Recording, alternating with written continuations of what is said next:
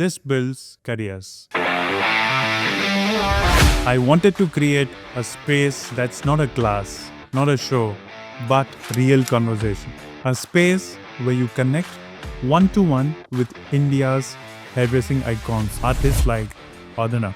It's not a show, it's a conversation. It's raw, it's real, and it's the kind of creative chaos that I love. If one person leaves thinking a little bit differently about their craft, then that's everything. This is the future of learning. Transparent, raw and real. Real conversation, real stories, not just demos. You will experience 30 years learning space. You learn how to think like an artist. Expect honesty, stories, and maybe a few surprises. Creativity needs structure. I have seen this across 20 years. I'm not coming to teach a look.